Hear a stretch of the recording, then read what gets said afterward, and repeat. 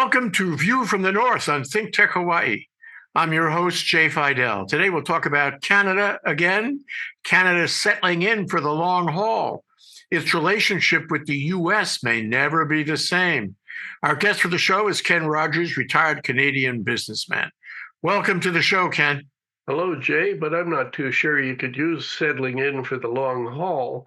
There's just tons and tons of confusion of whether we're dealing with what was in existence yesterday, the changes that happened this morning, or what you anticipate tomorrow.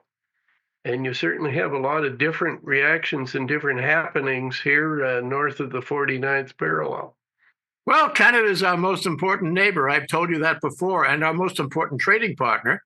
And you and I need to keep track of the disruptions that Trump is causing and will continue to cause for that relationship. So tell us what's going on today. Tell us about how Canada is reacting and how Canadians are reacting. You have to sort of start with the status. What is the status quo? And with regard to Trump's policies are essentially to do with tariffs. And oddly, about 80% of the trade between Canada and the United States, certainly from exports to the US, 80% of them are going through with no tariffs at all. Now, that's a surprise. That has not been the case, since Trump started the tariff mess, but it certainly is the status quo now.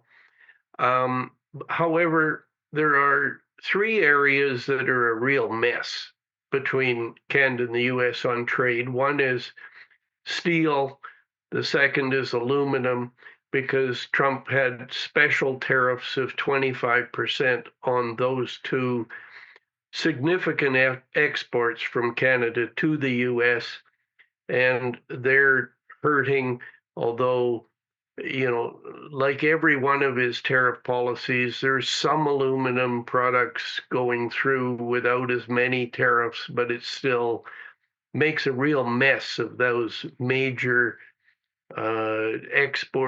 exporters from Canada. And then the third area that's a mess is the auto business. Even though he's changed the rules there, it's less onerous. There are a bunch of exceptions, but still, in absolute terms, it's been, very, very disruptive to the employment in those three areas in Canada. So the net effect overall is a reduction in unemployment already, maybe a quarter of a percentage point so far increase in unemployment in Canada. There's also been an increase in the inflation in Canada, not very much, not as much as in the US, but still any increase is not of great interest. The biggest change in a lot of ways is the investment climate. The uncertainty level has created a unreasonable level of uncertainty. So everybody's put their wallet back in their pocket, and nobody is making new investments. Now, I could use an exception, which makes an interesting example of the attitude of some, people who know more than me about what's happening in their own industry. Is one of Trump's favorite choices was steel and aluminum, while in Canada, one of the largest exporters in the world of aluminum, who sells, I would guess, about at least 80% of what they produce has been sold to the US. And where most big businesses are, pulling in their horns and not making a new investment, this company in the province of Quebec that has three fairly large aluminum plants and they have, and key to aluminum is they have 7 hydropower plants which this aluminum company owns. and they're just upgrading all 7 of those plants to the tune of nearly $2 billion. Now, clearly that company believes that they will, in the not too far future, it takes a year or two to get all these upgrades done. But by that time, they will be just busy exporting their aluminum to the United States as before. It kind of gives one company's attitude, where you get the complete flip side as to attitude is some of the news in Canada talking about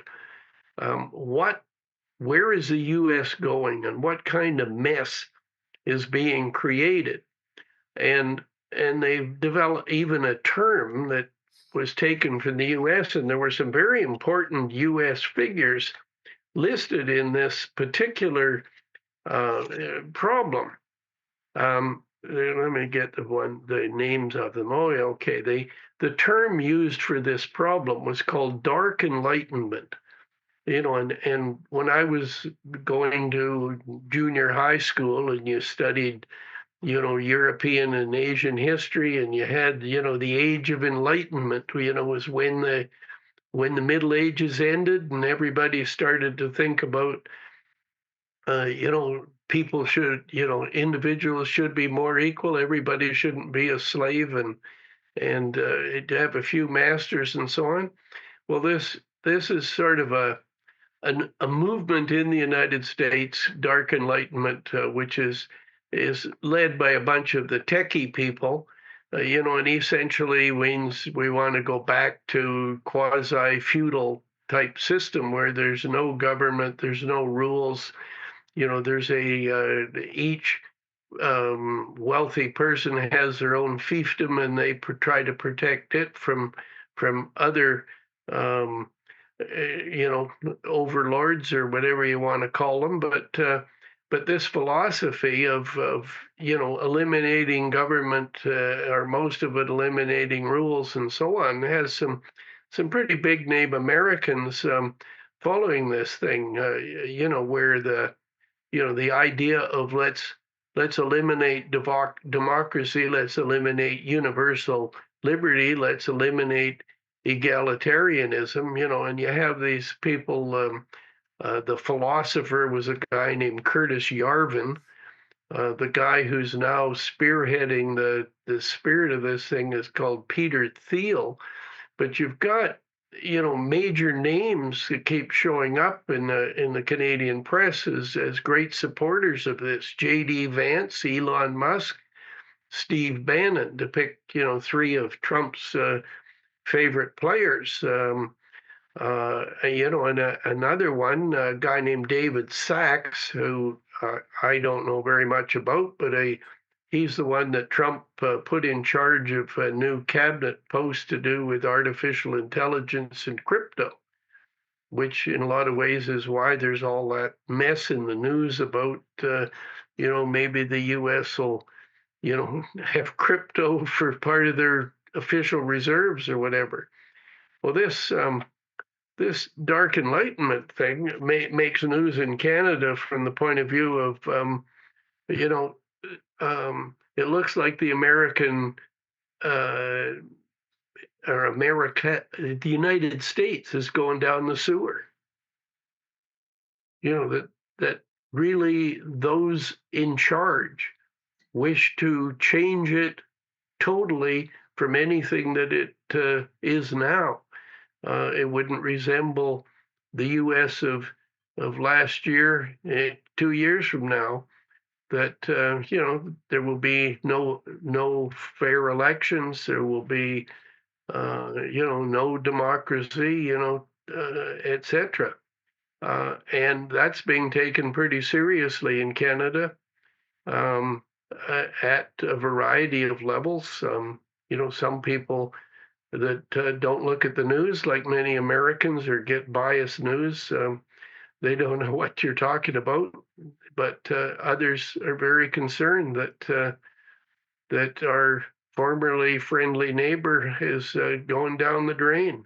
Why is it threatening to Canada? Because Canada, is not in a dark Enlightenment period. Canada believes in democracy, it believes in human rights and civil rights, and all those things about having a civil society that works for everybody. Why is Canada concerned about the failure of those things in the U.S.? Well, let me use a comparison. The Ukraine has a population of roughly the same as Canada. Russia has less than half the population of the United States and is a far less formidable military power, even though it's maybe the third most powerful country in the world. So if you live next to an ugly giant, you don't feel too comfortable. Well, that goes to all this about Trump trying to take over Canada, make it the 51st state, and control it on the basis of manifest destiny or whatever he has in his mind. So are people concerned about that? Now, you have a new American ambassador, Pete Hoekstra. That's a Dutch name. And he's a new ambassador to Canada from the US. And he's famous for one phrase, and I'd like to ask you about this. And that phrase is, quote, "It's outrageous that you, the Canadians, banned American products from your shelves," end quote. So, and he's tamped down comments about annexation, but he's failed to say when the tariffs will end. And I'm just curious about how people are reacting to him and his comments. Actually, those comments made the press everywhere in Canada almost as if, here is the joke of the day. I mean, it was just laughed off because, it took about 5 seconds for every one of the provinces in Canada to put in orders that, like, alcohol in Canada is far more controlled than it is in the US. Most of it goes through formal liquor control boards in each province. Well, the liquor control boards in each province simply took the first thing that came off the shelf was Kentucky bourbon, and it was just taken off all the shelves in all the liquor stores. Well, maybe he's a heavy drinker. I don't know, because that was the most noticeable one. You had the major supermarkets in Canada starting off with having special stickers that had labels on which products were American, where you had a choice. If you could buy, let's call it avocados, there'd be a sticker, one, this was American and these are Mexican, and then the supermarkets started to get some flack about that, but they continued to do it anyhow. And then, but what they really did was simply eliminated the American avocados and just simply had the Mexican ones. So, that the new government in Canada, headed by Carney, they treat each American official with great courtesy, and they don't, in words say we're completely ignoring you, but they're trying hard to do so. Carney just spent a significant amount of time in Europe trying to gin up partnerships, and the Europeans who are also dealing with Trump's tariffs are very anxious to find new partners to deal with. I can use one example, and a key one in terms of the trade between Canada and the U.S. is the United States has a dramatic surplus in the trade with Canada with regard to services like movies and all the things, patents and that kind of thing, as well as all goods and services except one. And the big difference is oil and gas. if you took the oil and gas out, the surplus the U.S. has is ridiculous. Well, a good example of quick changes that have occurred. There's only been 4 months since Trump came in, and Canada exports nearly 4 million barrels a day of oil to the U.S. Canada produce about 5% of the world's oil and gas, and it's about a third as much production, or maybe maybe between 25 and 30% as much oil and gas is produced by the U.S. However, the U.S. imports so much that it basically, the oil and gas trade was all the oil and gas that Canada was going to export went on pipelines through to the United States. The United States would buy that Canadian oil and gas at about a 16% discount from the U.S. normal pricing, like West Texas Intermediate pricing standard. Now, the rest of the world generally deals in what's called Brent pricing, and Brent oil is normally worth a couple bucks more than West Texas Intermediate. So the U.S. would buy Canadian crude at a 16% discount from West Texas Intermediate. And then they would ship out oil at world price, Brent price. So they're making, let's say just 20% spread doing nothing else.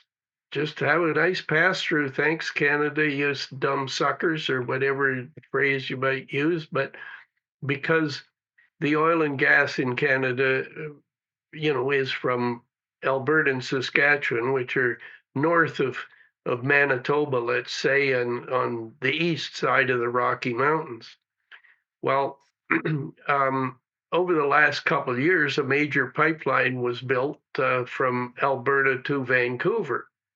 Now, there was a pipeline that had about 300,000 barrels a day, and those 300,000 barrels made it to the West Coast and immediately went into a pipeline that went down through Washington State, Oregon, towards California.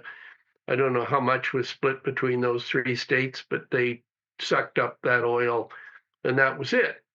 Well, this new pipeline expanded that pipeline from Alberta to Vancouver, across the Rocky Mountains, as well as the other mountain ranges in British Columbia, which do not continue down into the U.S.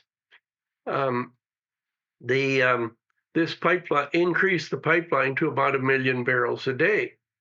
Well, it was, let's say 900,000 barrels a day is a better number. Well, the original 1/3 that goes in the pipeline, the old pipeline, kept going through to California. Well, when this pipeline just opened, let's call it less than a year ago, all of the oil went on that came in the new pipeline, went into some nice, through a nice new oil terminal in Vancouver onto a, oil tanker and off to California.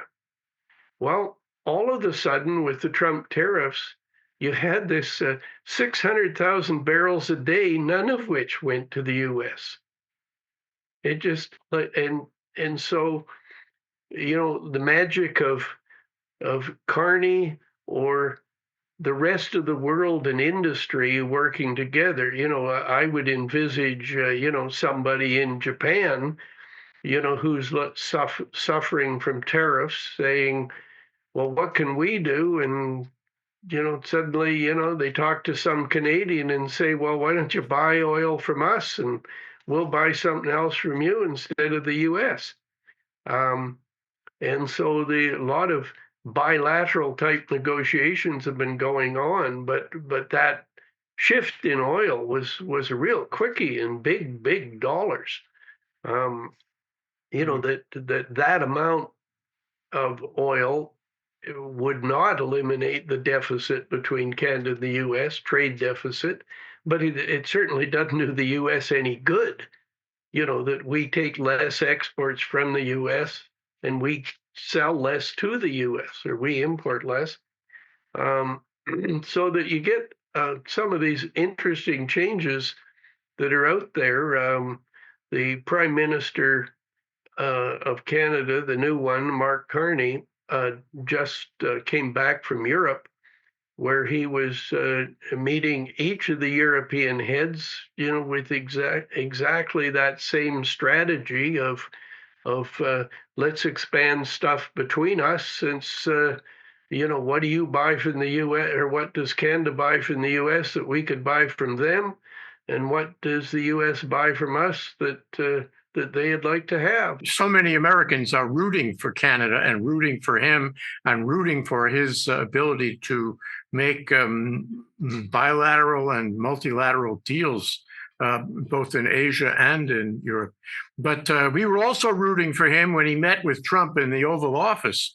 Now, I have to say that when we spoke last, Ken, I told you I thought that Trump was going to be very abrasive and brutal to him in the Oval Office, that he was going to insult him and the like.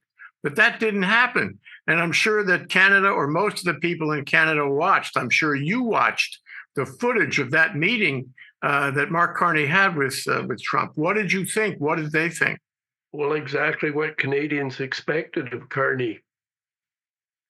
He's so polished and so capable and so experienced that and well advised in terms of Trump's personality, that prior to the meeting and at the meeting, he was sure that all the moves would make so that the child wouldn't, start to cry or whatever, or have a temper tantrum, whatever personality quirk might pop up at the moment.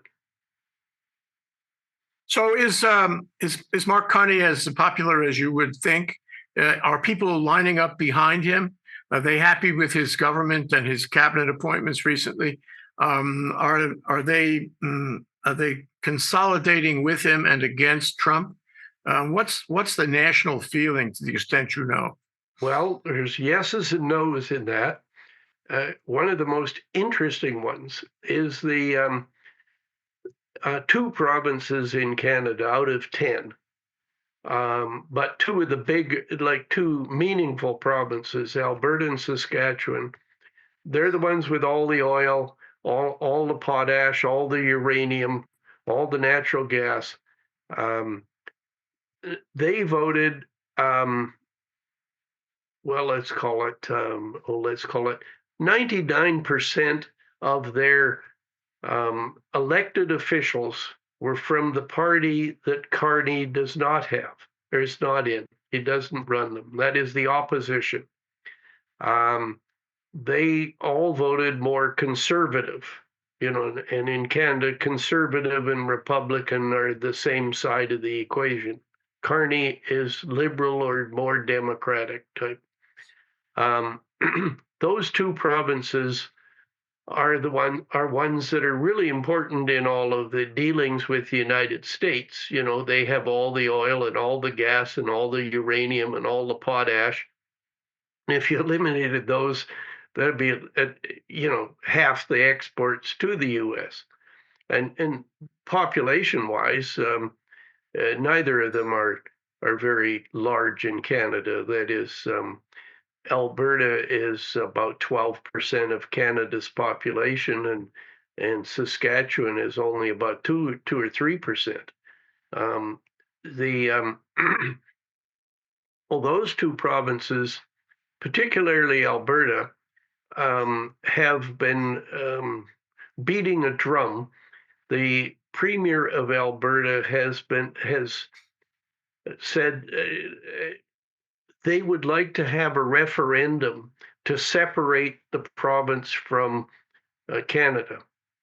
Now, saying, I, the Premier of Alberta, do not favor this, but there is enough noise that we think that the public should have the right to vote on it, and just playing that middle road or whatever you want to call it. I personally am in favor of Canada, but people here are so upset. We need to give them the choice. This is a democracy. Well, really, the whole ploy is, why did that province, Alberta, which is the richest province in Canada, much like Massachusetts is in the United States, like per capita standard of living because of the oil and gas.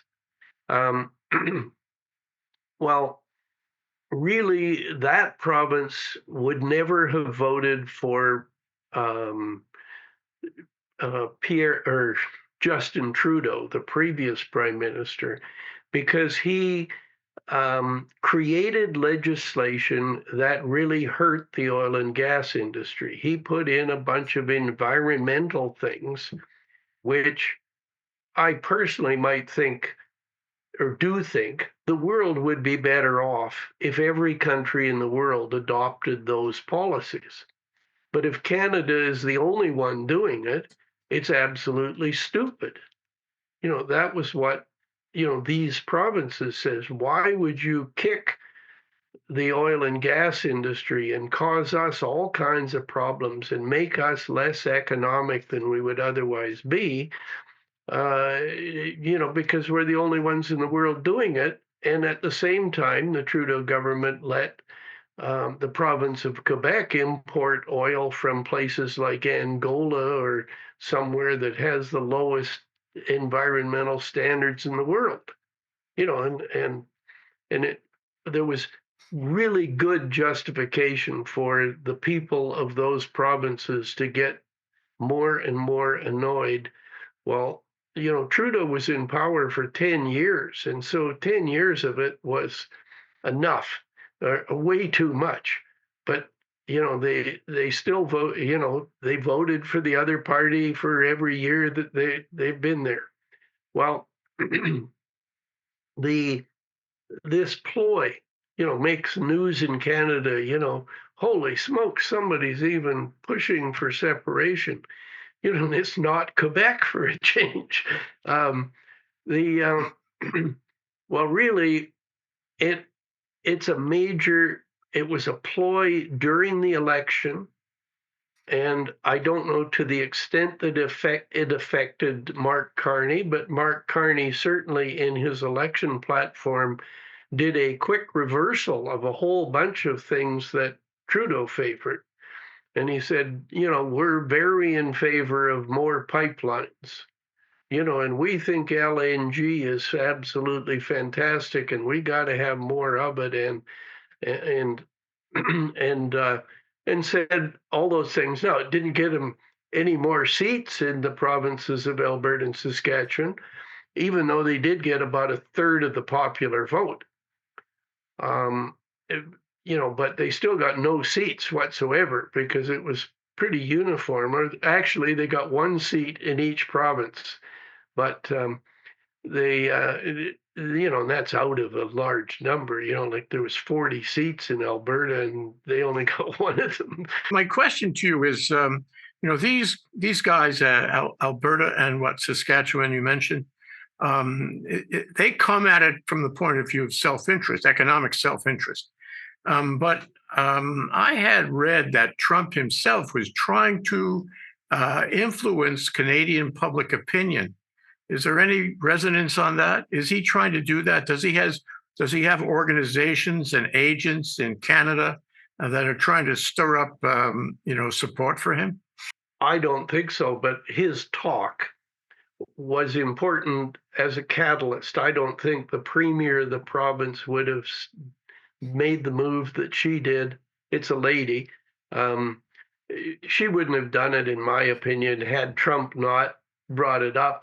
There wouldn't have been the same number of rabble-rousers pushing for something different if it hadn't been for Trump making noise. However, the opinion polls show that, something like only 25% of Alberta people consider that separation from Canada would be a good thing to do. Now you have to put a qualifier on that and say, if things don't change. So the whole point of the premier making the stink about it, trying to make noise about it, is to try to guarantee there would be some changes. And for example, the to put a pipeline from where the oil is to some ocean is pretty difficult. In Canada, there are 4 significant mountain ranges between Alberta and the West Coast. Where if you go from Montana to Washington State, you have the Rockies, and then the Coast Range isn't even as difficult as it is in Canada. So you kind of got 1.5 mountain ranges as opposed to 4. So it's really easy to put a pipeline from Montana to Seattle compared to putting anything from Alberta to the West Coast. That's the closest coast. Well, if you try to go from Alberta to Hudson's Bay, I don't know if Americans know where Hudson's Bay is, but unfortunately, Hudson's Bay has ice on it in the winter. People may have seen movies of a place called Churchill, Manitoba, where the polar bears accumulate around this town. Just hundreds and hundreds of these huge polar bears, and they just arrive there in the fall, waiting for Hudson's Bay to freeze. So they can, because they need it to be frozen so they can hunt seals more efficiently. Well, it's kind of hard to have oil shipping, out of a frozen, or let's call it an icy sea, or where this ice pack is too much. Canada, from Alberta to Canada to, let's call it the Great Lakes, if you were going to, Minnesota or whatever, just north of there. Well, you can't put a full-size oil tanker, through the Great Lakes. All of the places where the Great Lakes have a choke point, you can't get through. For example, to go from the last lake to Lake Ontario north, the canals aren't big enough for these, ocean-going oil tankers, and you can't go, the canal that goes by around Niagara Falls. Similarly, you can't put an oil tanker along the Welland Canal, as it's called. So how does this all affect the ability of the conservative leadership of Alberta, maybe Saskatchewan too, to get the oil to the West Coast and sell it to Asia? Does this soften their conservative view of things? It seems to me that they are really making a statement that they want to sell to Asia. For sure they do. And the first item that will go will be LNG, because there's less opposition to a gas pipeline than there is to an oil pipeline, for the simple reason that if a gas pipeline breaks, the gas goes into the air. So it doesn't wreck the ground or the environment around where it is. And the major opposition to pipelines in Canada has always been the native Indians. And the major place in Canada where the Indians where there were no treaties that confined what the natives owned or didn't own or had, was in British Columbia.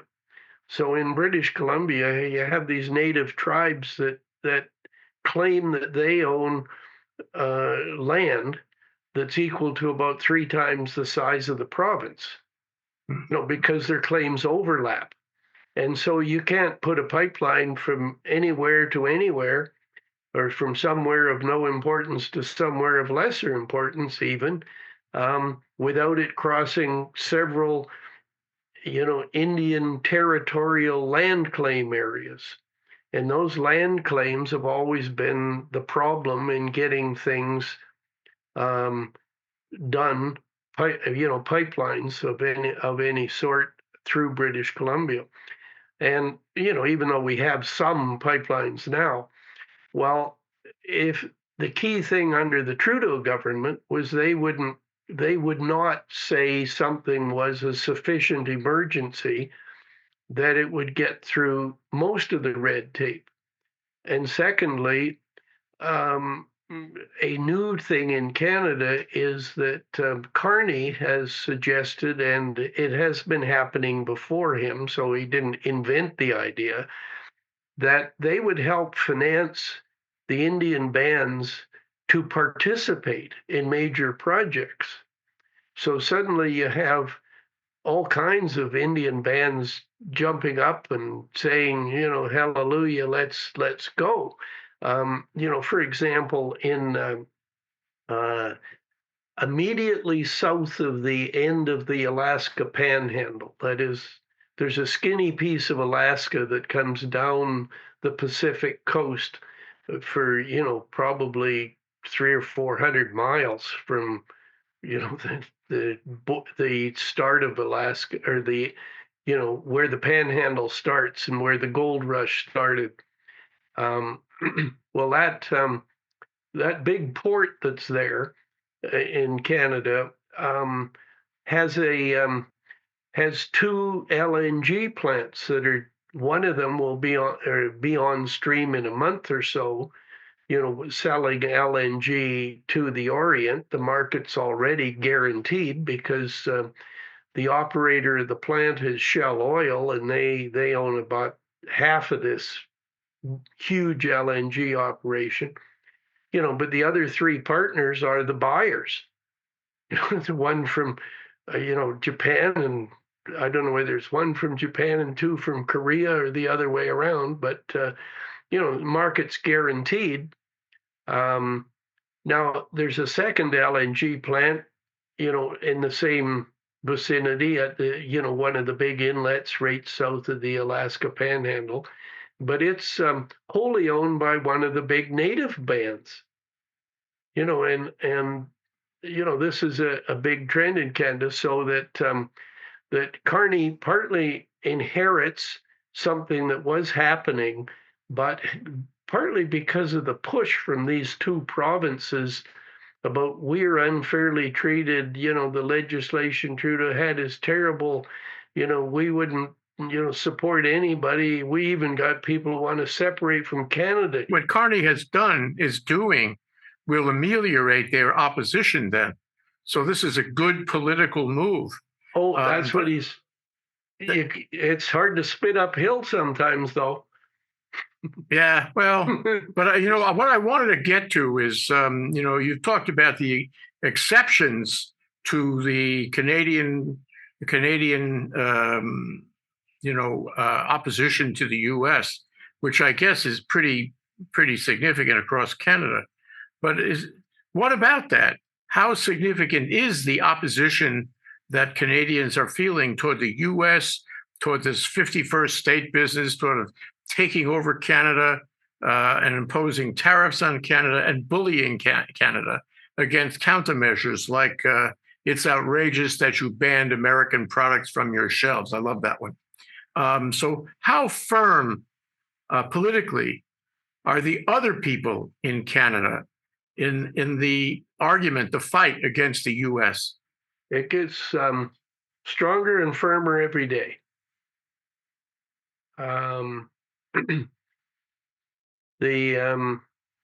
There's all kinds of interesting things happening.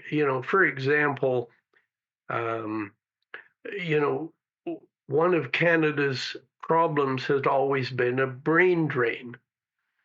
People who, had training for special research, or, brilliant scholars, who took, business administration roles and proved that they were executive quality, would suddenly, get a wonderful offer from some company in the United States. And you'd have some of Canada's best people have been scooped off by, the rich American. Well, now you have one of the interesting things happening is you have universities and other research people very quietly trying to get, hotshot Americans, to move to Canada. They're trying hard not to make any noise about it. They don't want Trump to jump in and try to stop it somehow. But it's a fairly significant happening out there. I'm impressed with that because I know a lot of people who are, considering Plan B. And Plan B is not only in Canada, but it's in various other countries, the democratic countries around the world that might accept them in the thought and the fear that Trump's move to dictatorship is going to continue and increase. So that's a great concern, and Canada is a natural ally on that. I mean, think back to the Vietnam War, how people opposed the Vietnam War. They went to Canada, and Canada was warm and welcoming to them. A lot of those Americans still live in Canada. They've made a life in Canada. And I think a lot of Americans these days are considering moving to Canada. How welcoming is Canada these days? I'm not talking necessarily about, research PhDs. I'm not talking about, specially qualified individuals. I'm talking about the ordinary people in the U.S. who would, for political or ideological reasons, would like to escape. Very much so. Canada is, very pro that. One example, which would surprise many people, is to do with gays. Like the anti-gay stuff in the United States is absolutely ridiculous, and clearly, Canada is a great option for those people. What you probably know, but because of your professional training, but there are many highly qualified, high-level executives and professionals that are gay who've, kept it quiet because of the anti-gay attitude of many. But you get fantastically qualified people who can be great economic contributors, and Canada clearly recognizes that, and they haven't gone out of their way to say we have a special, welcome mat for gays from America, but it's pretty clear that's the case. And it's really, the much like our normal immigration policy, the higher qualified somebody is, the more Canada would like to have them. But that's like, cherry picking from the American population. If you were to say, the gays in general, really rank very high in their qualifications in terms of contribution to an economy. Well, as a general matter, it seems to me that the best and brightest of the American citizenry would be the ones that would have this thought, the thought of moving north, the thought of escaping to Canada. It's been that way since the Civil War and the Underground Railway and all that. Canada has always been more tolerant. But let me go to another question. That is King Charles. King Charles doesn't get to Canada very often, but he's got a trip, or he had a trip, and I'd like to know how people react to that and whether that has any bearing whatsoever on this enormous contention with the U.S. It's absolutely important, and it was a very clever move by Mark Carney. Normally, the what's called the Governor General in Canada reads the speech from the throne. I forget what you call it in the United States when they have a new Congress and the president reads off the speech. Yeah, the State of the Union speech. Yeah, okay, the State of the Union equivalent speech in Canada. It's called a speech from the throne, and it's normally read by what's called the Governor General, which is really the King's representative in Canada. Where it really is more of a ceremonial thing. It really has no teeth to it. The Governor General can do diddly squat, nor the King, but it's a symbolic thing. It's part of the old British Empire. Australia, Canada, New Zealand, and a bunch of other countries in the world still respect very much the old British Commonwealth of Nations. And that still exists. Well, an awful lot of people, if the King came to Canada on a tour, you'd have huge crowds. You'd have a bigger crowd in virtually every city than if Donald Trump came to Canada and rode along a street in an open carriage or on a horse or something like that, so it could wave to everybody. There'd be more people come out to see King Charles than there would to see Donald Trump. Although maybe they'd come with their guns if it was Trump. But even though gun ownership is somewhat less legal in Canada than it is in the U.S., very restrictive gun ownership. However, for Charles to come, was clearly a clever thing by Mark Carney to sort of establish Canada does not wish to be the 51st state, or each province to be a state, or any of the provinces to be a state. They don't want to join the United States. In fact, we'd like to get a little further away. That's really what's happening now is all of the public attitude is the further we can get from the U.S., the quicker, the better. We can never get too far away because we are, such closely tied as physical neighbors. We're isolated in the world. I mean, the next nearest country to Canada is Greenland, or Mexico, or maybe, Japan. Out of this visit, has there come any statements to that effect? Any statements about here, Canada is an important part of the Commonwealth, and Canada respects the monarchy in Britain, and we hope you guys don't, capitulate to Trump. Any talk like that from or about the King, or the King plus Mark Carney, as and when they get together? No, it's just been generally. Isn't it like the British monarch has at some time or another, read the speech from the throne at Parliament, and so it's not unknown that this would happen, but it's treated as, isn't that wonderful, and enhancing our ties with the other members of the British Commonwealth. At the, coming out of the other side of his cheek, though, Mark Carney laid out a pretty hefty insult to the British Prime Minister.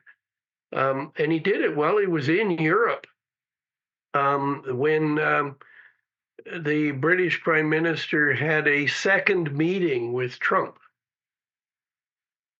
And it was like, how could you use, what kind of head are you of the British Commonwealth of Nations, kowtowing to the enemy? I mean, it was almost that attitude. That reflects Mark Carney's view of the matter. And, a lot of people would agree with that. They would say, why did Keir Starmer get into this deal? It doesn't really help Britain very much. And Trump used it as a way to say that he was a great deal maker when he is not. There's not much of a deal in it. I mean, it's sort of an outline of a deal that might happen. I mean, the same as the Chinese one. It's an outline of a deal that's yet to be delineated in detail. Yeah, good point. Let me go to my last question, Ken, and it's the ghost of Christmas future.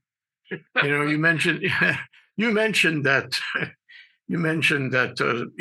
at this point the people of Canada are they're on the same page, and that is to oppose anything that Trump tries, and the tariffs and this effort at swallowing Canada, and that's great.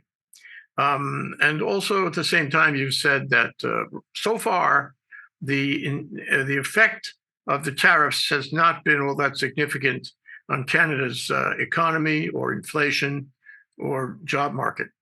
But my question to you is, what about the ghost of Christmas future? And I refer to Charles Dickens and the Christmas Carol, where he talks about Ebenezer Scrooge and the ghost of Christmas future. What's it going to look like here? What are the dynamics? What are the possibilities? What are the trends? Are we going to see more acceptance of Trump or less? Are we going to see more effect in terms of inflation or job loss or company closings?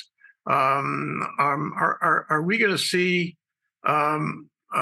people turn to whatever Trump is trying to sell? Or are they looking at what Trump is doing globally and saying, what is this? This is nutcakes. We could never get in bed with a guy like this. So I just wonder what you think is going to happen in the future here. At some point, but who knows when, and it's kind of up to Trump's whims, Canadian-American relations will look more like they used to. They will not be at all the same in total. That is, there will be lots of trade, like my example of the aluminum company from Quebec. Their trade, the U.S. will be buying the Canadian aluminum, and Canada will be buying lots of things from the United States. But Canada will buy less from the United States, and the trend will be to try to be less and less and less close to the U.S. And that's because I believe the political side in the U.S. will go downhill. I don't believe the U.S. will have a free and fair election 4 years from now. The one that's just a year and a half from now, or whatever it is, I'm not too sure how clear that will be. But really, Congress and the